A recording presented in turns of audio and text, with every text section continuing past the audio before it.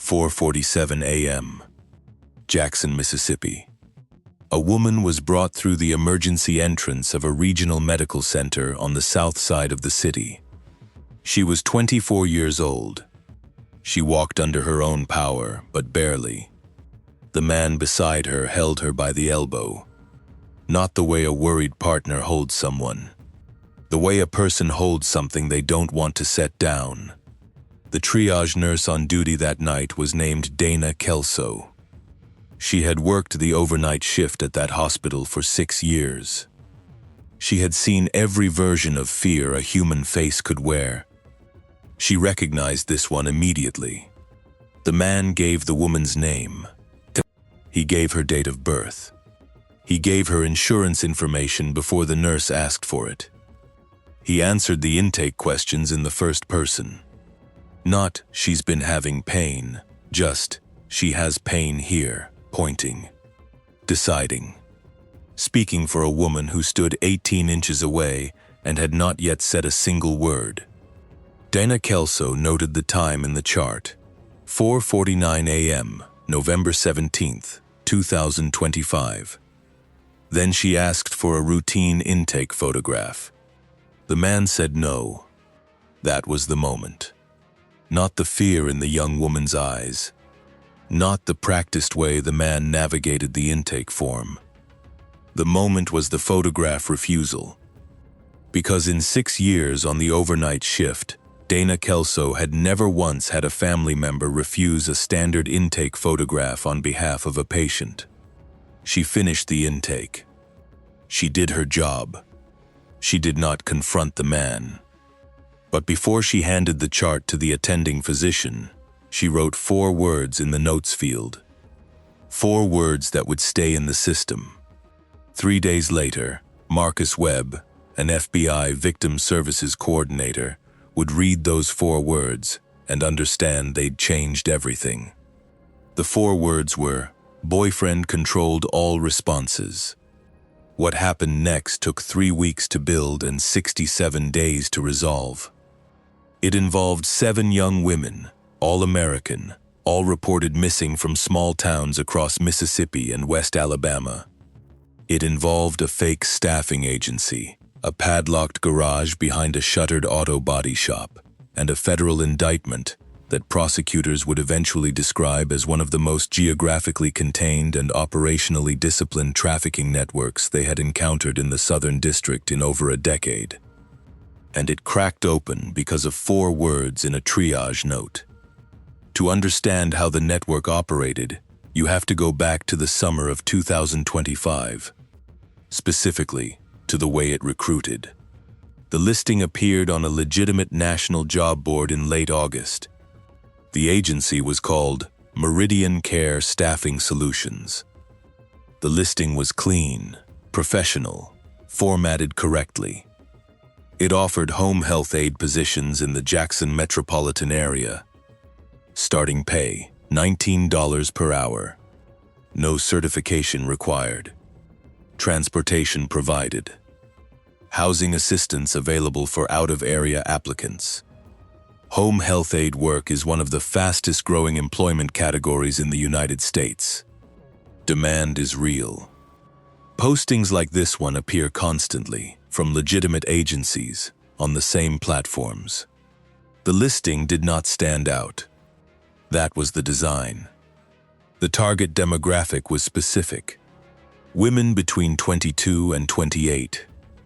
Applicants from rural or small-town areas away from immediate family support networks. People who needed work and were willing to relocate. People without the resources to investigate a job listing before accepting it. When an applicant responded, she received a prompt callback. The recruiter spoke well, used correct industry terminology, discussed benefits, scheduling flexibility. The agency's supposed partnerships with 3 home health networks in the Jackson area. The recruiter asked where the applicant was located and offered to arrange a bus ticket to Jackson for an in-person orientation. The ticket would arrive within 48 hours. By September of 2025, investigators would later establish At least 11 women had taken that bus ticket. Some returned home within days. Reasons varied. Something felt wrong.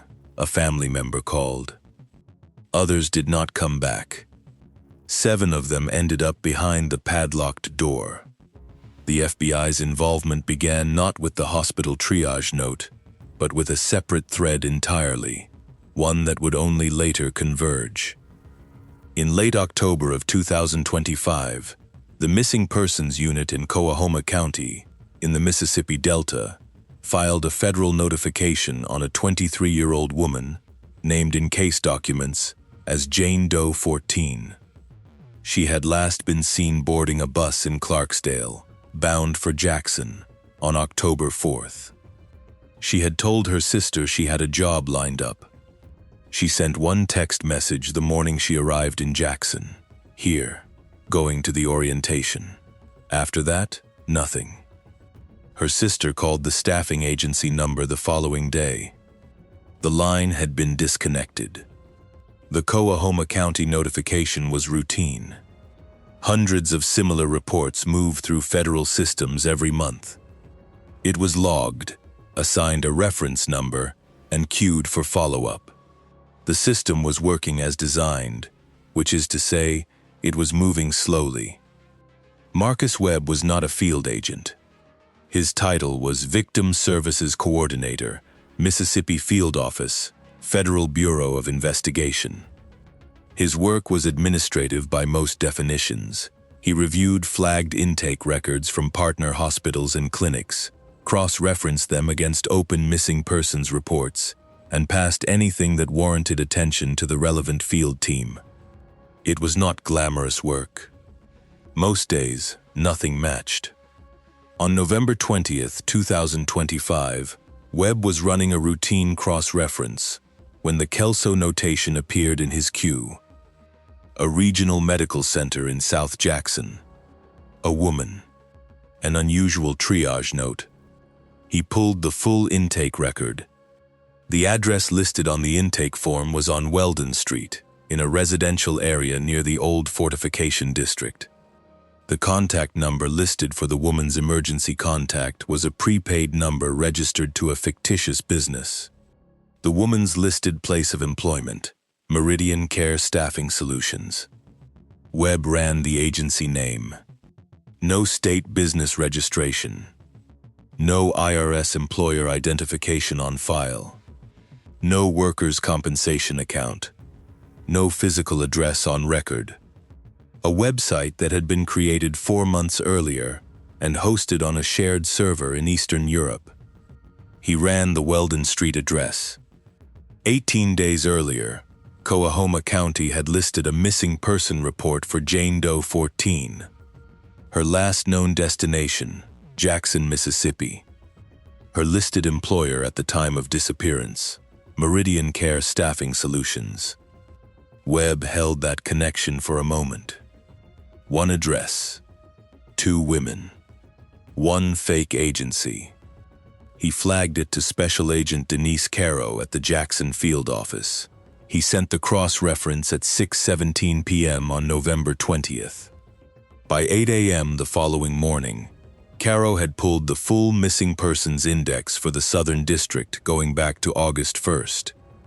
She ran MeridianCare as a keyword against every open file. She got 6 hits.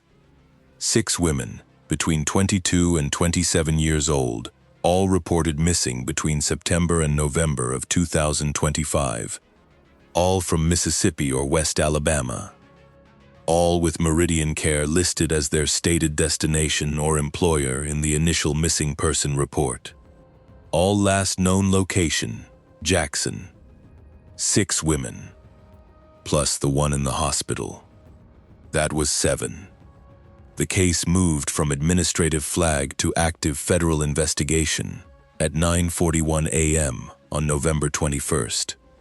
Here's what strikes me about this case. The thing that cracked it open wasn't a wiretap, wasn't an informant, wasn't a surveillance team. It was a nurse who wrote 4 words in a chart at 4:49 in the morning because something felt wrong, and she chose not to let it go. The entire federal operation that followed traces back to that single decision. Caro's team established a surveillance perimeter around the Weldon Street address within 48 hours. The property was a rented single-family house. Surveillance showed regular foot traffic, always male, always at consistent intervals, morning and late evening. No women observed entering or exiting.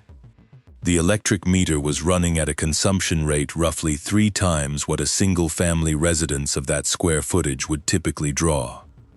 The power consumption anomaly pointed away from Weldon Street almost immediately.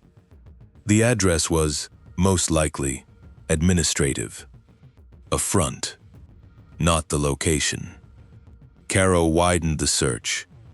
She pulled utility records for every address linked to the prepaid number Webb had flagged.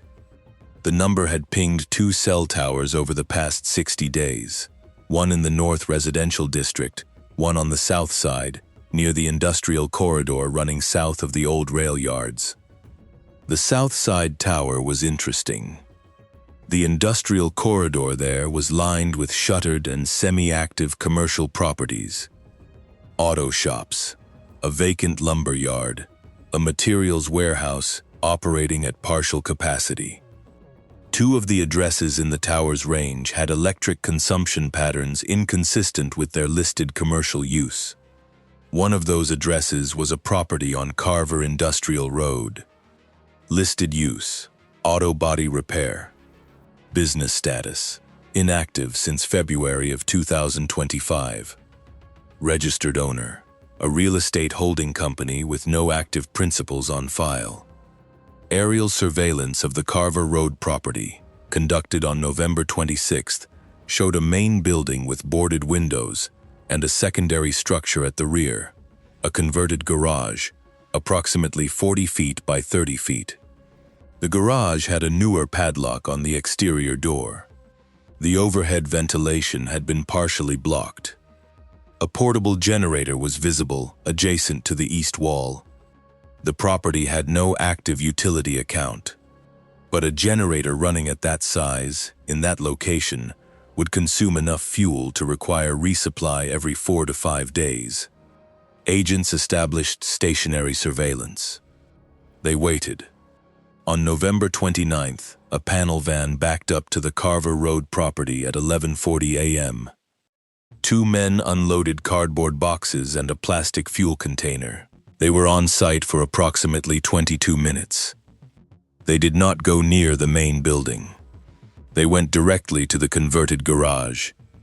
The van was registered to a shell entity. The driver matched, by physical description, the man who had brought the young woman to the hospital 12 days earlier. Caro's team now had the location, a confirmed vehicle, and a confirmed individual. What they did not yet have was enough to breach. Not safely. Not legally. The warrants required additional documentation. More importantly, the tactical situation required careful planning. Any premature action risked the subjects destroying evidence, or, worse, moving or harming whoever was inside. This was the hardest part of the operation, and it lasted 3 weeks. Most people assume that once federal agents identify a location like this one, they move quickly. The reality is different. Moving too fast means an incomplete legal record, a compromised case, and the real possibility that charges don't hold at trial. The agents working this case knew what was inside that garage, or had strong reason to believe they did, and they had to wait. 3 weeks. That is not a bureaucratic failure. It is the cost of building a case that survives federal prosecution. Think about what that means in human terms. During those 3 weeks, agents documented every vehicle approach, every delivery, every arrival and departure at Carver Road. The surveillance log ran to over 200 entries. Agents working the stationary posts rotated in 4-hour shifts, positioned in a decommissioned delivery truck parked at the far end of the industrial road, its exterior still bearing the faded logo of a wholesale restaurant supplier that had closed years earlier. The sightlines from the truck's rear cargo doors gave agents a clear view of the garage's exterior entrance and the generator bank along the east wall. Every visit was photographed. Every license plate was run. Every face that appeared was catalogued. On December 2nd, a different vehicle appeared at the property, a dark-colored sedan, not previously documented in the surveillance record. It stayed for 9 minutes. The passenger, described in the surveillance log as a male in his mid-40s, did not exit the vehicle. He appeared to observe the property from the inside of the car, then left.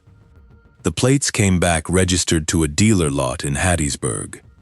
The dealer had no record of the vehicle being sold or leased. A dead end or a deliberate misdirection, the agents could not determine which. That visit was logged and flagged. It remained unexplained in the case record. What's most surprising about this investigation is not how quickly the agents connected the dots. It's how many dots there were, and how deliberately the network had arranged them to look like nothing. The fake agency, MeridianCare, had been operational for approximately 5 months before the first federal flag appeared. In that time, it had posted legitimate-looking job listings on at least 3 separate platforms, maintained an active phone line for 8 weeks before disconnecting it, and conducted what appeared to be professional phone-based interviews with at least 43 applicants across 6 states. Investigators later identified this by requesting call records from the prepaid number associated with the original intake form. 43 contacts. 11 women who accepted bus tickets. 7 who did not return. The network's recruiter, identified in federal charging documents as Subject A, had prior experience in legitimate staffing and home health work. That experience was not incidental. It made the recruitment calls credible. It meant the right vocabulary was used, the right questions were asked, the right concerns were anticipated and deflected. The bus tickets were purchased through a third-party travel service. The women were met at the Jackson Greyhound terminal by a person presenting as an orientation coordinator. They were told housing was arranged and they would be taken to it first before the paperwork. Standard for out-of-area placement, the coordinator explained. Reasonable. Normal. Designed to be. The drive from the terminal to wherever they were taken took, by most estimates based on later interviews, approximately 25 minutes. That was enough. Before we continue with the operational record, it's worth pausing on the women themselves, not as case numbers, but as people with lives and histories that existed before MeridianCare contacted them. Federal Victim Services documentation, redacted for public disclosure, allows a partial picture. One was a certified nursing assistant from a small town in Atala County, who had been laid off when a rural clinic closed its doors in the spring of 2025. She had applied to 11 jobs in 6 weeks before the MeridianCare listing appeared. She had a daughter in 2nd grade. She had called her mother the evening she left and told her she thought this one might finally work out. Another was a 25-year-old from Lauderdale County who had aged out of the foster care system 3 years earlier and had been building, with considerable effort and limited resources, something resembling a stable life. She had a lease. She had a part-time job she was planning to leave for the MeridianCare position. She had told her caseworker she was moving up. A third had driven her own car as far as Meridian, left it at a friend's house, and taken a bus from there because she didn't trust the car to make the full trip to Jackson. Her car was still at the friend's house when investigators located it 62 days later, still parked exactly where she had left it, the windshield dusty, the fuel gauge visible through the glass and sitting on a quarter tank. These details do not appear in the federal indictment. They do not appear in the surveillance logs or the warrant applications or the bond hearing transcripts. They exist in the victim services case files, in the intake notes from the clinical evaluations, in the handwritten summaries Marcus Webb made for himself because he believed, as he had said more than once to colleagues, that the number on the case file was never the whole story. The number on this case file was 7. The whole story was 7 women, 7 sets of family members who had spent weeks not knowing, 7 lives interrupted at a moment when each of them had believed something was about to get better. Unpopular opinion, the fact that this network operated for 5 months, recruiting women across 6 states, before a single institutional system flagged it, that is not bad luck. That is a structural failure. The job listing platforms have verification protocols that are, in practice, inadequate. A state business registration check and a callback number is not sufficient screening for a service that is placing vulnerable people in the care of strangers in unfamiliar cities. What this case exposed is that the infrastructure around these platforms has not kept pace with the ways it can be exploited. We'll say it plainly, the system did not catch this. A nurse did. While Caro's team built the evidentiary record through late November and early December of 2025, a second investigative thread was developing independently. The Weldon Street property, the administrative front, had been under continuous surveillance since November 22nd. On December 3rd, agents observed a man entering the property, carrying what appeared to be a ledger or bound notebook. He stayed for approximately 40 minutes. When he left, surveillance followed him to a residential address in Ridgeland, a suburb north of Jackson. The Ridgeland address was registered to a man who, financial records would later show, had established the real estate holding company that owned the Carver Road property. He had no prior federal record. He worked, on paper, as a logistics consultant. His bank accounts showed regular deposits, averaging between $9,500 and $9,800, carefully below the $10,000 federal reporting threshold. $9,500. $9,800. Every time. Deliberate structuring. The financial forensics added a 4th layer to the warrant application. The fake agency, the shell property company, the vehicle, and now the deliberate cash structuring. Caro submitted the warrant application to the federal magistrate on December 9th. The magistrate signed it on December 11th.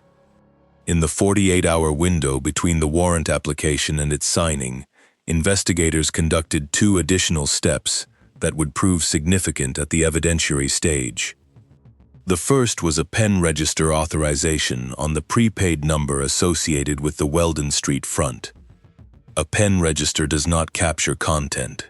It captures only the numbers dialed and the duration of calls. What it showed, over the 72 hours it was active, was a pattern of brief outgoing calls to 3 numbers, one associated with the panel van's registered shell entity, one associated with a burner phone that had last pinged a tower in the Tuscaloosa, Alabama area, and one that went to a number with no registered owner and no location history, suggesting a second prepaid device that had been activated and used only once. The single-use number was never identified. The second step was a financial subpoena to the third-party travel service that had issued the bus tickets. The service's records confirmed 11 ticket purchases over a 4-month period, all one way, all originating from small towns in Mississippi, Alabama, and western Georgia, all terminating at the Jackson Greyhound Terminal. All purchased on the same payment card. The card was prepaid, purchased with cash at a convenience store in South Jackson, and had a remaining balance of $11.40 when the subpoena was served. 11 tickets. $11.40 left on the card.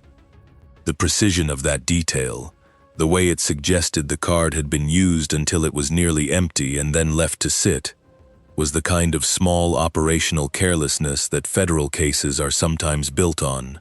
The investigation was intact. The warrant was signed. Everything was in position. Then, the night before the planned entry date, the lead surveillance unit reported something unexpected. The panel van had returned to Carver Road at 9:52 p.m. Unscheduled. The van stayed for over an hour. When it left, one of the rear lights was not functioning. Caro made the call at 11:30 p.m. They would move at 4 a.m. as planned. The unscheduled visit could mean many things. It could mean the subjects had received a warning. It could mean a routine resupply. It could mean nothing. But changing the entry plan less than 5 hours out, with a full tactical team already staged, carried its own risks. She held the timeline. Put yourself in that position for a moment. You have 7 women you believe are inside that building. You have a warrant in hand. You have 31 agents staged and ready. And at midnight, you are staring at a surveillance feed that just showed something you didn't anticipate. The call is yours. You go at 4 a.m. as planned, or you push the timeline and risk losing the element of surprise entirely. Caro went at 4 a.m. December 12, 2025. 4:04 a.m. Carver Industrial Road, South Jackson. The FBI SWAT team approached the Carver Road property in a formation of 4 vehicles with headlights off for the final 800 yards. An agent with bolt cutters addressed the perimeter gate. Entry, 12 seconds. They moved to the main building first, standard protocol, clear the visible structure before the secondary. The main building was empty. Tools still on the floor from the prior business. Nothing current. Then they moved to the converted garage. The padlock on the exterior door was a commercial-grade unit, Series 4. The bolt cutters would not take it. An agent with a hydraulic shear addressed it. 11 seconds. The door opened. The interior was lit by 2 battery-powered fluorescent panels. It smelled of confined air and portable cooking equipment. There were 7 women inside. The youngest was 22 years old. The oldest was 27. All were American citizens. All had been reported missing from their home communities at various points between September and December of 2025. The most recent disappearance had occurred 67 days prior to the date of the raid. All 7 were alive. Federal documentation from the scene notes, with the measured language of an official record, that all 7 were transported by medical trailer to a partner facility for evaluation. That the evaluations revealed conditions consistent with prolonged confinement. That all 7 were referred for extended clinical care. The hospital charts, in this case as in the first one, leave the specifics where they belong. Unspoken, clinical, implied. What those charts do not record, and what the official documentation cannot fully hold, is what the first minutes inside that garage were like for the agents who entered. The lead entry agent noted in his after-action report that upon opening the door, none of the 7 women moved immediately. They had been conditioned over weeks to understand that movement in response to noise at the door was not safe. It took an agent kneeling, setting down her weapon, and speaking in a steady, quiet voice for nearly 2 minutes before any of the women moved toward the door. That 2-minute interval, the gap between the door opening and the first woman standing, is noted in the report without elaboration. It does not require any. Dana Kelso, the triage nurse who wrote the intake note on November 17th, was not present at the Carver Road entry. She was 3 miles away, finishing a double shift at the emergency department. She would not learn, until days later, what her forward notation had set in motion. 2 men were apprehended at the Carver Road property during the entry. A third was taken into custody at the Ridgeland residential address in a simultaneous operation, executed at 4:08 a.m., 4 minutes after the breach. A fourth subject, the man identified as Subject A, the primary recruiter, was not at any of the 3 locations. He had not been seen on surveillance since December 9th, 2 days before the warrant was signed. That detail is still in the case file, still open. In the days that followed the raid, federal prosecutors moved to consolidate the existing state-level charges with the federal indictment, which was unsealed on December 19, 2025. The consolidated indictment carried charges of forced labor, conspiracy, document fraud, and federal transportation violations. The financial structuring charges were filed separately under Title 31. The bond hearing for the primary financial subject, the man identified through the Ridgeland residential address, drew considerable attention in Hinds County. The prosecution argued, successfully, that the combination of demonstrated flight risk, the deliberate financial obfuscation, and the severity of the underlying charges warranted an unusually high bond. The magistrate set it at $14 million. That figure circulated in local reporting in the weeks that followed and attracted the attention of federal observers monitoring the Southern District's trafficking caseload. It was one of the highest bonds set in a trafficking-adjacent case in Mississippi in recent memory. The prosecution framed it simply: this was not a single individual who made a single bad decision. This was infrastructure, built, maintained, and defended by people with the resources and the will to run. Drop a thought in the comments. The question doesn't have an easy answer, and we're genuinely curious where you land. The logistics consultant from Ridgeland remained in custody. 2 other defendants were processed through the federal system. A 5th individual was identified through the call record analysis as a secondary recruiter, a woman who had conducted intake calls from a location in Tuscaloosa, Alabama. She was taken into custody on January 7, 2026, following the execution of a separate warrant. The Tuscaloosa connection expanded the investigative map. The Alabama U.S. Attorney's Office opened a parallel inquiry. Investigators identified at least 4 women contacted by the Tuscaloosa recruiter who had never accepted a bus ticket, who had, for whatever reason, declined the offer or lost contact before travel. Those women were located and interviewed. Their accounts corroborated the operational pattern in detail. The job listing, the professional phone call, the bus ticket, the orientation coordinator at the terminal, the 25-minute drive. One detail that struck me reading the case record: the bus tickets were always one way. The agency promised return travel if the placement didn't work out. It was in the initial offer email. A lie, deliberately calculated to remove a barrier that might make someone hesitate. A round-trip ticket would have cost them the same amount.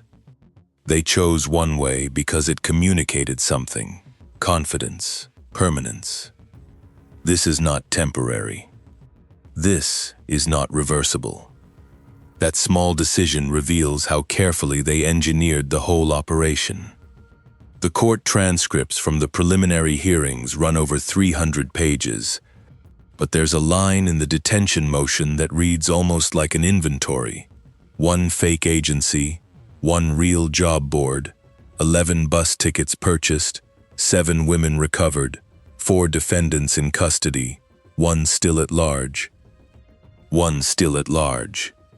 Subject A, the primary recruiter, the person who made the phone calls, who used the right vocabulary, who knew exactly how to make the offer sound legitimate, had not been located as of the date the federal indictment was unsealed. A warrant was issued. The investigation remained open. The Tuscaloosa arrest in early January produced a significant secondary yield of evidence.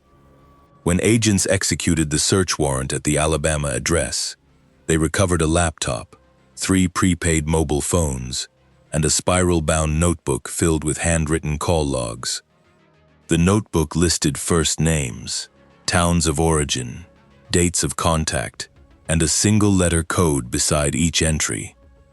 Investigators determined that the code corresponded to outcome categories: one letter for women who had accepted the bus ticket, one for those who declined, one for those who required a follow-up call, and one for those flagged as, in the recruiter's apparent terminology, too connected, meaning they appeared to have strong family or community ties that increased the risk of a rapid missing persons report.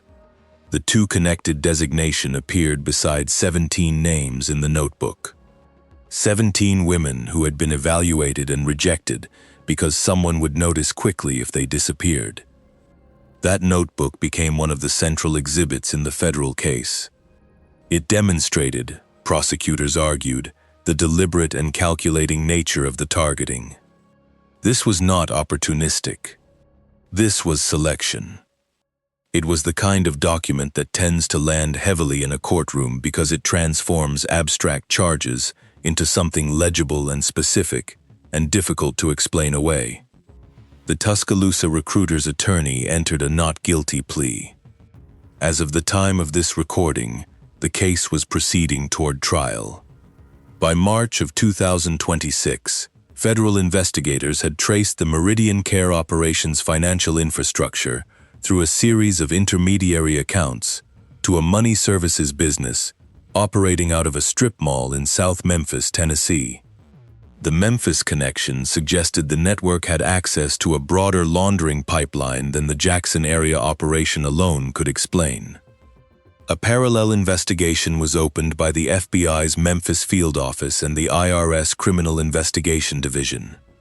What that investigation found, and what it may be connected to, remains, as of this recording, an active matter.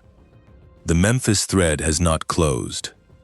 The 7 women recovered from Carver Industrial Road were returned to their families. The youngest, 22 years old, had been reported missing for 67 days. Her family had not known, for most of those 67 days, whether she was alive. The FBI Victim Services Unit assisted with family notification. Marcus Webb, the coordinator who pulled the original intake sheet, made 2 of those calls personally. He described the work, in a field note included in the case file, as the reason he took the job. Here's the thing about this case that doesn't sit right, even now. 4 of the 7 women had been reported missing through official channels. Their cases were in the federal database. The connection between their disappearances and MeridianCare staffing solutions was, in retrospect, visible. All 4 listed the agency in their initial missing person report.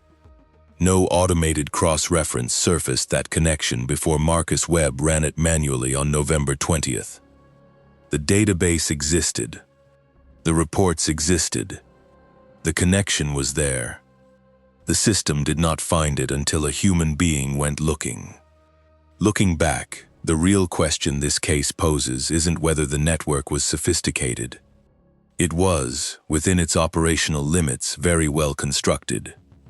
The real question is why the infrastructure designed to catch exactly this kind of operation required a nurse's handwritten triage note and a coordinator's manual keyword search to produce a result that the system, in theory, should have surfaced automatically. Why this matters now. The Southern District has opened a review of its missing persons cross-reference protocols following this case. The job board platform on which MeridianCare posted its listing has announced updated verification requirements for home health and care placement listings, effective February 2026. Whether those changes are sufficient remains to be seen. The case that prompted them took 67 days to resolve. 67 days is a long time to be behind a padlocked door. The network, as investigators were able to map it, had 3 operational layers: the recruiter, the logistics coordinator, and the financial infrastructure. All 3 have been addressed in the indictment. The 4th layer, whoever provided the initial capital to set up the fake agency, register the holding company, and purchase the bus tickets, has not been publicly identified. The Memphis Money Services business connection suggests that layer may be wider than the Jackson operation alone. Whether the full scope of that network will be dismantled, and who sits at the center of it, is a question the federal case has not yet answered. Subject A remains at large. A federal warrant is active. Will networks like this one continue to use legitimate job platforms as a recruitment mechanism? Comment yes or no, because the infrastructure changes announced in February are a start, but the underlying demand that makes this kind of operation viable has not changed. 4 words in a triage note. 4:49 a.m. November 17, 2025. The 7 women from Carver Industrial Road are home. The case that freed them is still not fully closed. One of the people who built it is not yet in custody. The financial layer that funded it has not been fully traced. The garage is empty now. The padlock has been cut. The listing template that MeridianCare used is still, in slightly modified form, available to anyone with 20 minutes and a prepaid